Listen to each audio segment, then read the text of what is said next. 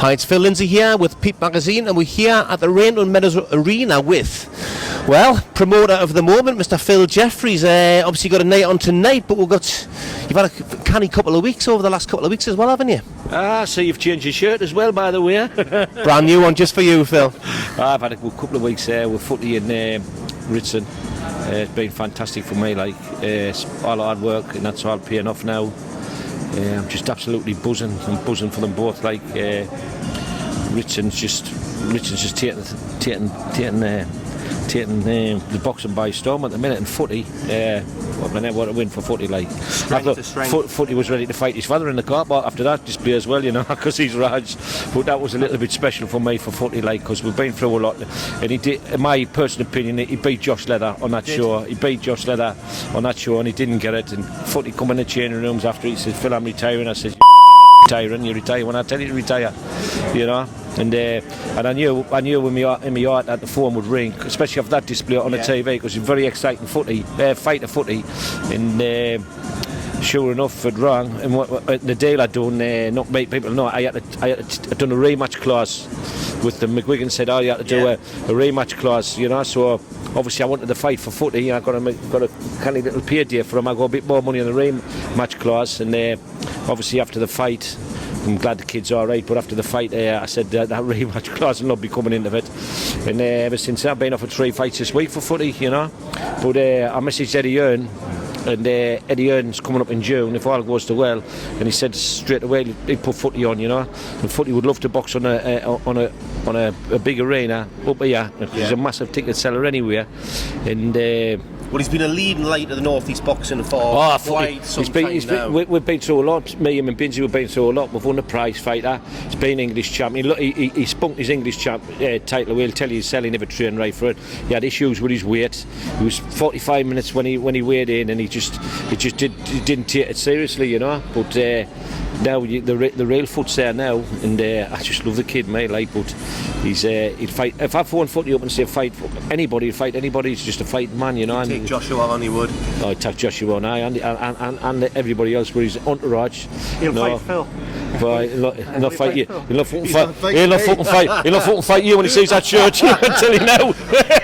But the thing what you've also got with Glenn, I think, with the Josh Leather fight, that was make or break for Glenn in terms of that was where he had. I'm obviously speaking to Dave Binns as well about it.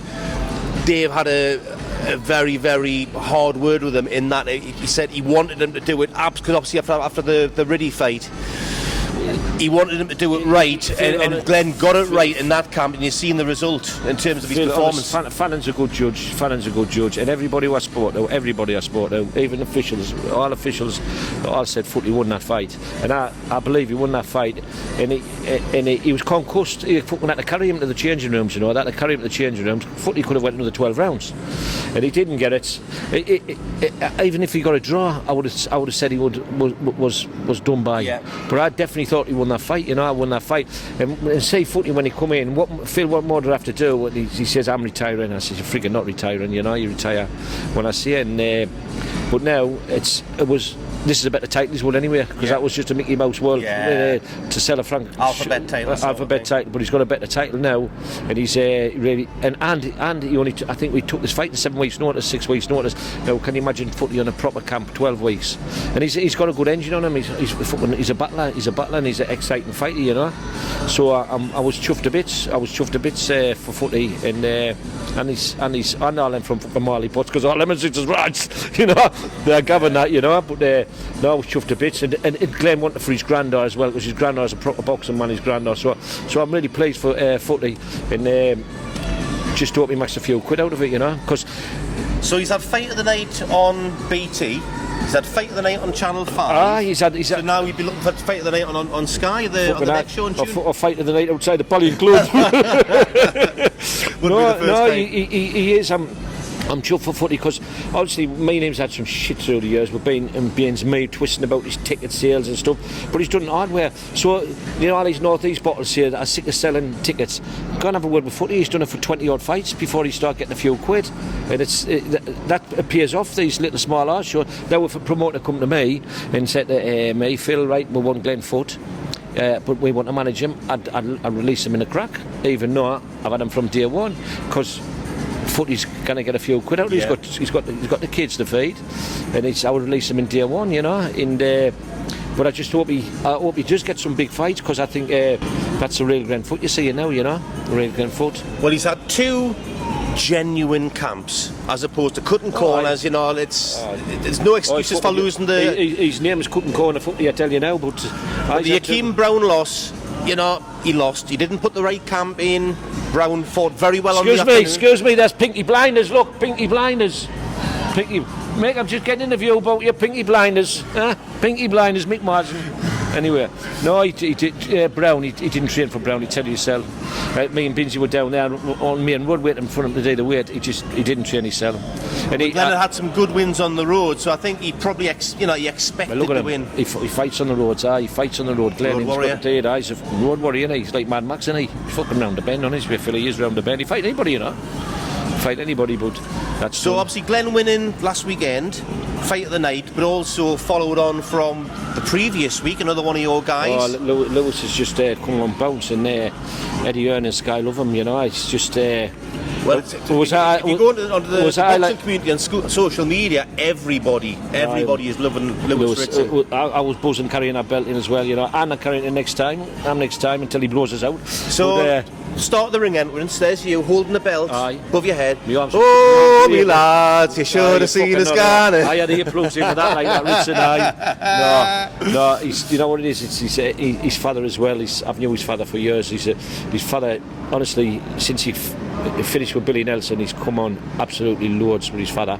His father, they're driving down the road in little cars and even before Lewis was at TV, Lewis was ready for patting in, you know, selling tickets. He was sick. Obviously, he's got a lovely wife, he's got a lovely girlfriend, he's got a lovely baby. And obviously he's away from his family, and he needs a job because you've got to support them. And he was on about chucking it, like, but again, his dad went out, got some more sponsorship. His dad's fantastic. Obviously he takes them all over the country, and they've been doing a bit with Neil Fannin as well. And Uncle Neil, doing him, and we've got like a little bit of a team now, and it's gelling, you know. And he's out when we get started tonight with footy and Thomas's son, because Thomas won it. Yeah, he won the English, didn't he? Little Thomas. So he's. But I was buzzing down there, and everybody loved him. But Joe Murray, I've knew Joe Murray from the Olympic Games in Beijing, and when you seen him come in, nobody's done that to Joe Murray. Nobody's done that to fucking Joe Murray. Our Lewis has done it, hasn't he? But obviously, Lewis, the beauty about Lewis, he's got his feet on the ground. He's not a big A. He's not walking about like one of these flash boxers who's just turned from the Olympics, and you know, Flash Lewis has got his feet on the ground. He knows he's got to get to work, win a few quid, and to support his family. But I was buzzing, and I'm down the O2 arena with him in a couple of weeks' time, with him and his dad. And they've got the Cardle fight. He put he's so laid back. He's that laid back. If you blow on him, he fall over. Lewis, he's so laid back, and his dad's the same. You know, his dad's a smashing lad, and he's proper old school. His dad as well. Proper old school, old school, and he's old fashioned. And he wears a better fucking shirt than you, by the way. Anybody does. No, he's great, and I was buzzing with Lewis. I was buzzing when I carried that belt in. I was buzzing like. And I did get a bit stick about the music, you Matt and Mike, blah blah blah. But no, I think Lewis is going to be a superstar, mate. I think honestly, keep his feet. We'll get his dad's taking one fight at a time. Get this Cardell fight. I do believe Lewis will be a massive superstar up here, mate. I really do. He's already looking. You can't take fights for granted, you know. If you look at the Cardle fight, for an example, Kirk Goodens went in with Scott Cardle, went in there thinking, well, Cardle can't punch, went in, got caught cold, you can't take anything light, but Lewis is still looking beyond British level, isn't he? He's special, Lewis. He's special, but he's Lewis wants to win a belt for his dad. Yeah. That's what he said. I want to win that belt for my dad. He wants to give that belt for his father, put it on the mantelpiece. You know what I mean? Yeah. You know, when he's coal fire and that, and because Davey's still got the coal because he's old school and that. Exactly. You know? He wants to win it for his father. Outdoor toilets. And it's just like being a little. Well, and to tell you the truth, his first defence was a voluntary, and we could have took anybody. Yeah. But he took Joe Murray. Now that sends a straight out of that field, you know. I could have, if his dad said to me, it's a tougher fight than Barrett. Eddie Earn texted us, we were supposed to fight Scott Cardell, but Scott Cardell, Joe Murray had commitments somewhere else with the other world titles, and he said he never had enough time. Then we got offered the fight for what's his name? Coyle. Yeah. Coyle. So Lewis, he was fighting Coyle. This was before Christmas. That was for the December show, wasn't it? And then Eddie tried it. Oh, that was the David Hay Bellew rematch. But we were supposed to be on that. And then Eddie said, "Would you fight Joe Murray?" And I said, "Right." Personally, I just leave it his dad. I'll get in there. His dad, I'll work with all the coaches and that. It's their call, even though the manager, blah blah blah. Yeah, but I always, if Dave said to me, "No, Jeff," I would say, "No, we want a little end." But straight away, his father, "We'll have that. We'll have that. We'll have that." And to me, he could have took an easy option, but he didn't. And what he done to Joe Murray, which I know Joe Murray's a good kid, unbelievable, unbelievable. Eddie Earn said to us when I come out the ring, he says, "I wish I signed a contract where I just paying him by the rounds instead of by the fight." So he's looking brutal though, isn't he? He is absolutely brutal. But you know what it is, Phil? He's such a nice kid as well. You know, he is. Such a nice. He's very quiet. You know, he doesn't say much. He has a little bit crack. He doesn't say much. He does his own little thing. He's a bit of a family man, like his old man. They're very quiet. You should try to get yourself over there on Monday as well, because Sky cameras are gone on Monday. He's get some good shots for him. Yeah, we'll get along. We shoot good shots for him on the pads and that with his dad, like, you know, on the Sky. But Lewis is. I've had sponsors on the phone, and like I say, I think Lewis, if he keeps on going, which I'm sure he will be the next world champion. I tell you, he will. Well, he's going to grab the Lonsdale outright. He's looking like he's got, like I say, but. It's looking like he should get the Commonwealth, because you expect him to beat Dodd or Coyle as well. But one thing it is, his dad and Lewis have got the feet on the ground. They didn't look. I don't. I'm just surmising. I'm just dreaming. But they just look at one fight at a time, which is good, you know. Now his dad's a bit of a. He studies everything, you know.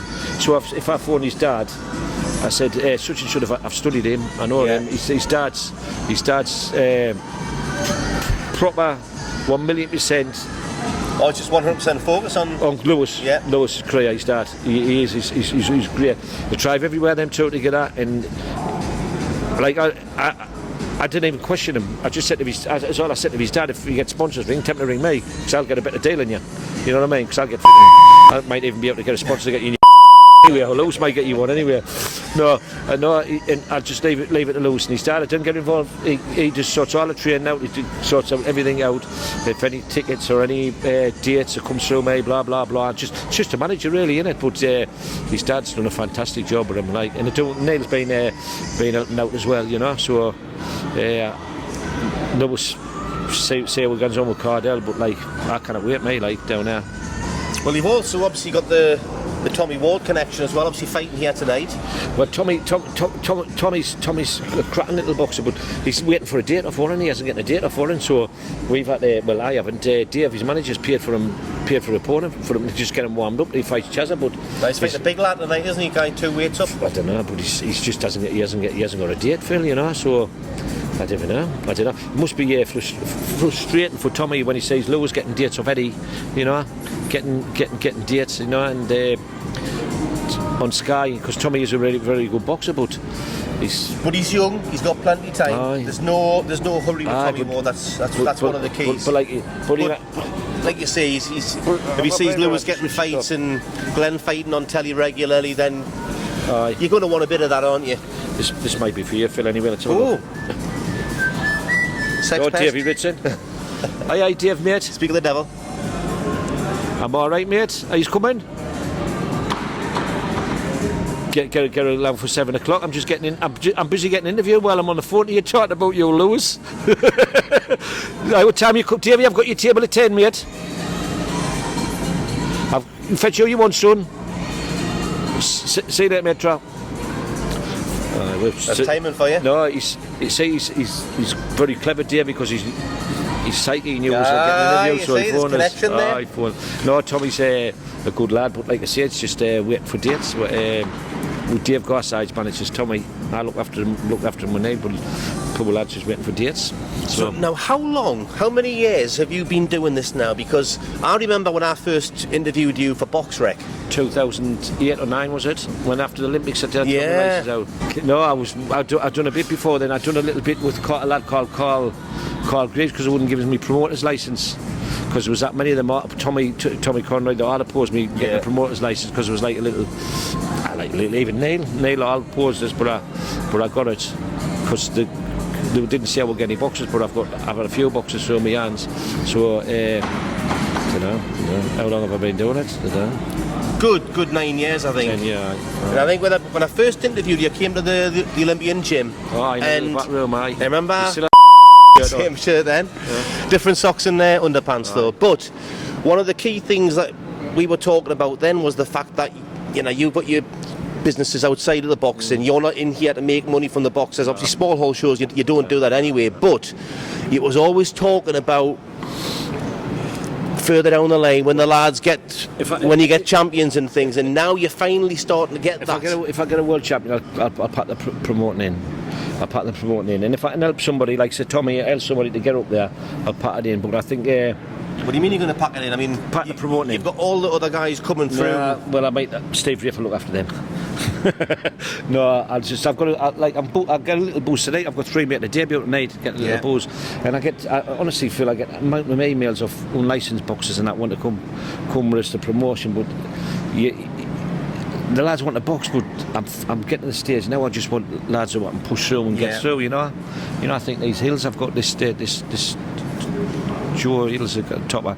Surtees is a topper. Darren Richardson, but he's injured. But just need to push them through. I write the board every month. You know, I wrote the board this month to see if I can get Footy a British title fight or eliminate. I've wrote for Surtees, see if I can get them an English one. I write all the time. Who's the British holder at Super Welter? Super Light, sorry. Forgetting.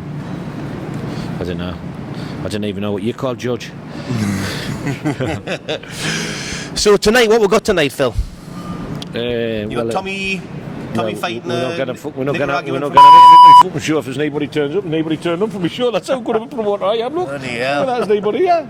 Should have had a press conference. Steve Reeve's going to walk through them doors in a minute, because he's going to say he'd come and bat us up. Steve, he said he's going to come bat us up and support us. So I've had to give him a ticket for half back though. Yeah, well, with good value though.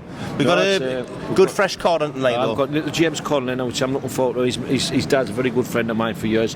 He's licensed during a year. He's been going to make his debut a few times, but I'm looking forward to him. I'm looking forward to Hill, and I've signed this big cruiserweight there. Chris Grout, who's a big ticket seller, you know. I've seen him one of Brian Houseby shows, but he was look the business. He's got some good form. Pro game's a bit different to this, but I'm looking forward to him. That's me bag of dwarfs there. Anyway, Chris Grout. Is he training with Binsey?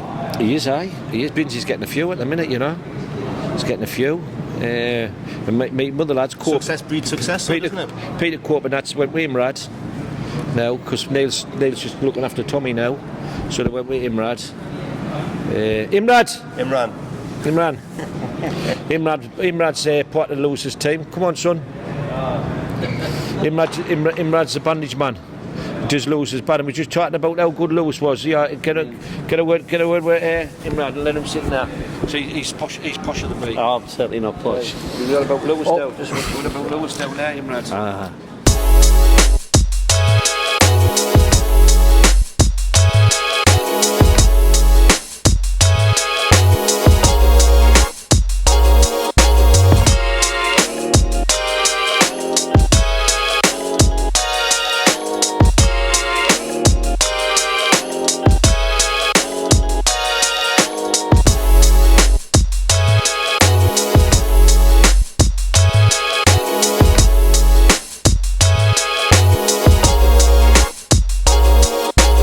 Think of his shirt, by the way, before we start. It's very smart. Smart as a dart. You do realise by the end of the night it'll be full of dinner medals. With a bit of luck.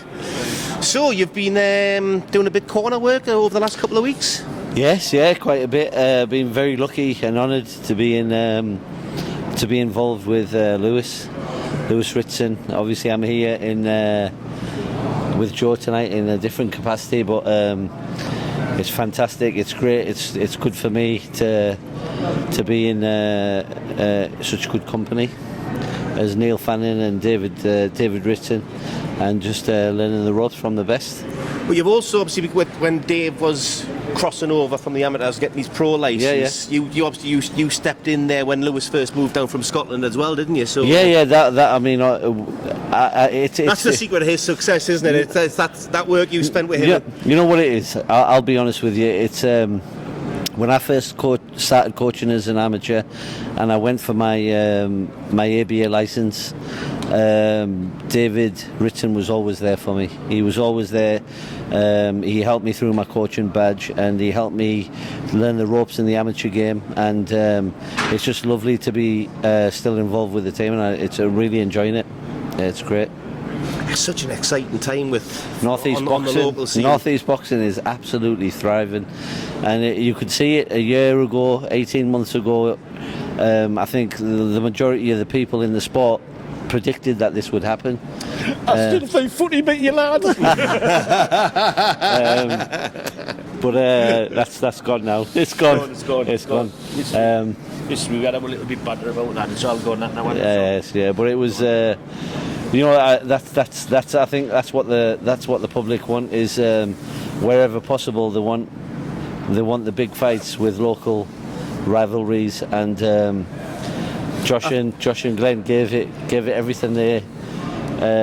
It was probably one of the fights of the year, and it was fantastic. I thought Saturdays was maybe a fight. Well, yeah, 100%. I mean, yeah, this still isn't it? 2018 now. Yeah, correct. Sorry. Well, I'll keep you right. Don't worry. Sorry, George. I've got to say that I thought Glenn was outstanding against Josh, and I thought he took it up another notch again. He did last Saturday, and I was the first one to congratulate him and David on an emphatic win, and hopefully on to bigger and better things in the future for Glenn and the whole of the Northeast boxers.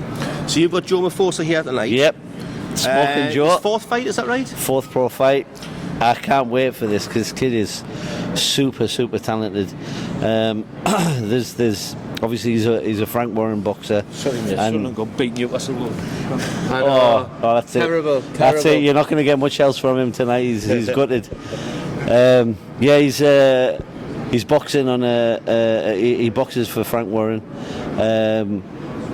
But there's some healthy rivalry in there. There's Sonny Edwards, and there's Jay Harris, and then there's Paddy Barnes, and this year is all about keeping Joe in touch with those guys in terms of bouts. Where's Joe in terms of, where would you see he is in terms of his development at the moment?